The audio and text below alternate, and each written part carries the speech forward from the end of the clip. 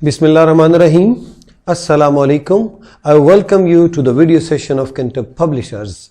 Before going into the topic, let's first make sure that you are having the book of General Science grade 5 in your hand, and along with that the summer pack as well.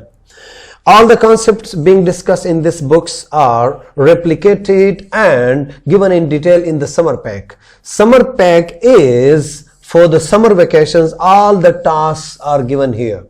Beside this, if you need further help, then you can download the resource pack, which includes all the solutions of the exercises of the textbook. We are going to start a new chapter today, and the new chapter is very interesting, and this is chapter number 3.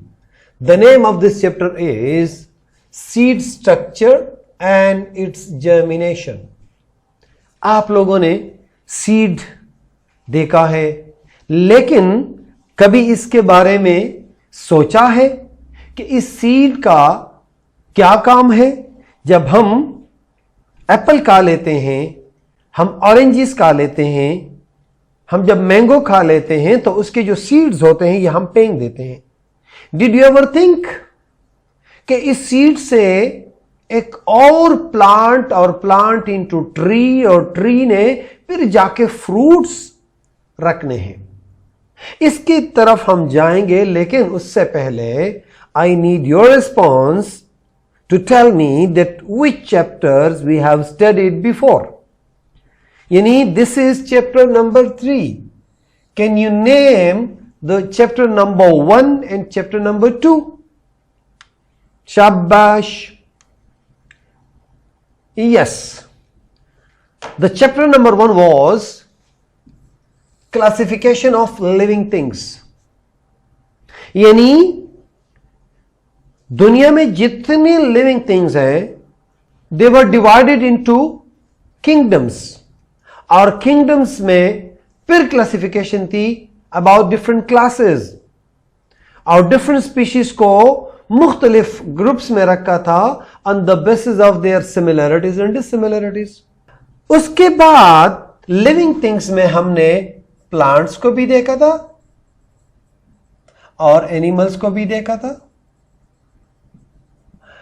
When we are talking about plants,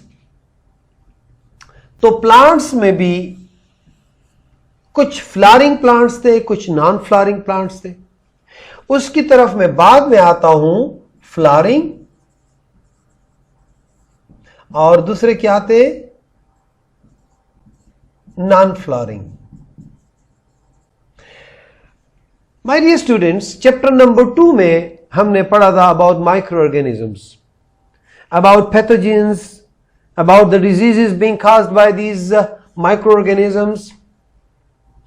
chapter number 3 में हम पढ़ेंगे about seed structure and its germination.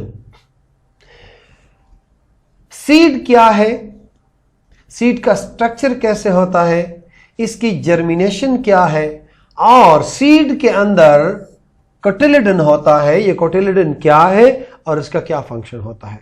So my dear student, सबसे पहले हमने flowering और non flowering plant को देखना है. जब हम सीड की बात करेंगे तो सीड जो है वो सिर्फ और सिर्फ फ्लावरिंग प्लांट्स में होता है. यानी वो फ्लावरिंग प्लांट्स जो सीड रखते हैं उनको क्या कहते हैं? उनको एंजियोस्पर्म कहते हैं. और उनके सीड्स उनके फ्रूट के अंदर होते हैं. वो हम डिटेल में बाद में पढ़ते हैं. पहले मैं आपको सिर्फ बता दूं कि फ्लावरिंग और नॉन फ्लावरिंग प्लांट्स में क्या फर्क है. See this one is flowering plants, और इसको क्या कहते हैं? सनफ्लावर. ये सनफ्लावर, इस फ्लावर के नीचे यहां पे अंदर, if you have seen sometime closely, that you will have seen that there are seeds. So sunflower के ये seeds नीचे आ जाते हैं जमीन पे, और उससे क्या हो जाता है? नए प्लांट्स डेवलप होते हैं. पैदा हो जाते हैं, ग्रो होते हैं। लेकिन मुझे ये बताओ कि जब ये मनी प्लांट है, ये तो फ्लावरिंग नहीं है, तो इससे नेक्स्ट प्लांट कैसे बनेगा? क्योंकि इसके तो सीड है ही नहीं। तो क्या होगा, इसका हम एक ब्रांच यहां पे उठा लेंगे और वो ब्रांच क्या हो जाएगा, वो ब्रांच और पूरा का पूरा क्या हो जाएगा, प्लांट में बदल जाएगा। यानी एक छोटा सा ब्रांच हमने उठाया, उस ब्रांच से क्या हो जाएगा, वो पूरा का पूरा एक फ्लावर बन जाएगा। सो सीड क्या होता है, seed is required for germination, ताकि वो जर्मिनेट हो जाए और उससे और प्लांट्स बन जाएं। So my dear students, seed, just have a glance on the text. Seed क्या है? Seed is a unit of reproduction of flowering plants capable of developing into another similar plant. In simple words, seed is a small object produced by plant from which a new plant can grow.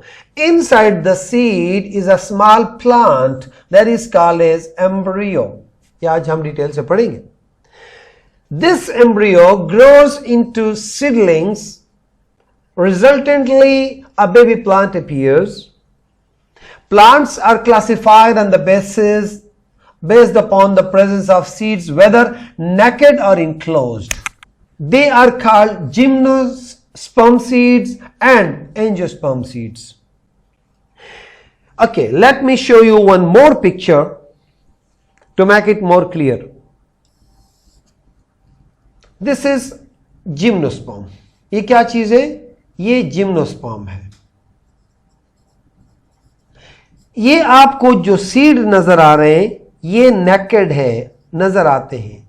यानी ये सिर्फ scales है, जैसे पत्ते होते हैं किसी गुलाब के, ये सख्त लकड़ी के बने होते हैं।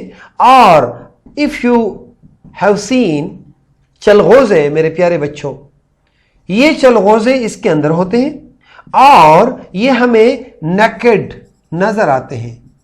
यानी हमें इसको तोड़ना नहीं पड़ता, जबकि एंजियोस्पर्म में जिस तरह इस एप्पल में दीज आर द सीड्स, ये सीड है जो फ्रूट के अंदर होते हैं। जब सीड फ्रूट के अंदर होते हैं तो इनको क्या कहते हैं? इसको हम कहते हैं angiosperm.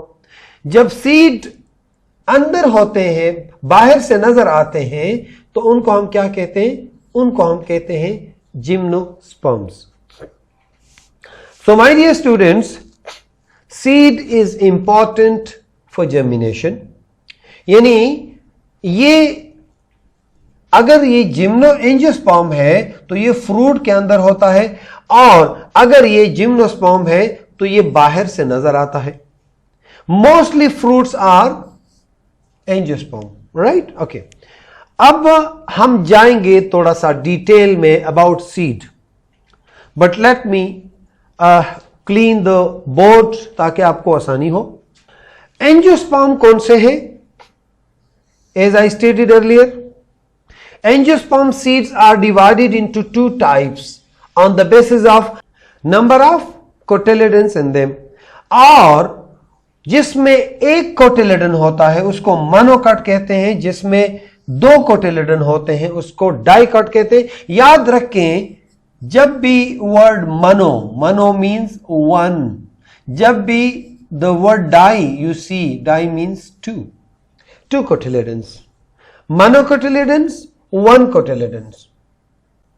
Dicotyledon, when dicot means when it have two cotyledons. The basic concept of these is discussed already in chapter number 1. Now we will discuss its structure in detail. इसको हम अभी स्ट्रक्चर की तरफ जाएंगे, लेकिन यहां पे सीड का एक इंटरेस्टिंग कमाल देखें। सीड जो है, फ्रूट तो अगर हम हफ्ता 10 दिन तक छोड़ देते हैं तो फ्रूट तो खराब हो जाता है। क्या आप मुझे बता सकते हैं कि जब आपने खजूर खा लिए हैं, डेट्स खा लिए हैं, तो उसकी जो हड्डी है, सीड है, ये कितने दिनों तक अगर आप रखोगे तो ये फिर भी इसके अंदर पौधा आ सकता है। Strange. For your information, interesting information I'm going to share with you. The oldest viable seed to have grown into plant was a dead plant seed estimated to be 2,000 years old. A research was done by some of agriculturists. उन्होंने क्या किया था, कुछ seeds लिए जो 100 साल पुराना था, 200 साल, 500 साल, 1500 ईयर्स। तो उन्होंने एक दो सीड्स ऐसे भी देखे कि जो 2000 ईयर्स पुराने थे, लेकिन उसको जब जमीन में उन्होंने कर लिया, बो दिया, सौ किया, तो वो क्या हो गया, वो उग गया और उससे प्लांट बना। सो वन कैन से कि ये सीड जो होता है ये काफी रेजिस्टेंट होता है और काफी अरसे तक ये जिंदा रह सकता है। For example, you can have the same example in oranges also. Orange अगर आप 15-20 दिन से ज्यादा रखें तो वो खराब हो जाता है, लेकिन उसके जो सीड्स होते हैं, but sometime happens one thing more, इंशाल्लाह डिटेल में आगे हम पढ़ेंगे।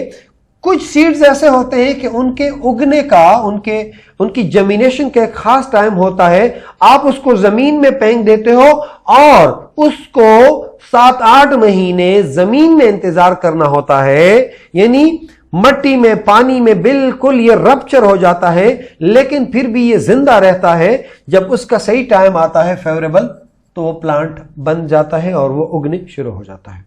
सो dear students, going towards your homework, तो आपने एक बार फिर देखना है इसको कि हमने प्रीवियसली जो पढ़ा था क्लासिफिकेशन ऑफ लिविंग थिंग्स के बारे में, फिर माइक्रो ऑर्गेनिजम्स के बारे में। आज हमने सीड, और नेक्स्ट क्लास में we will study about the structure of seed, but here you need to open your summer pack. और समर पैक में सीड के हवाले से जो एक्टिविटीज दी हैं उनको आप सॉल्व करके अपने पास रखो। When you go to your school, you will show it to your teacher. So best of luck my dear students. अल्लाह हाफिज।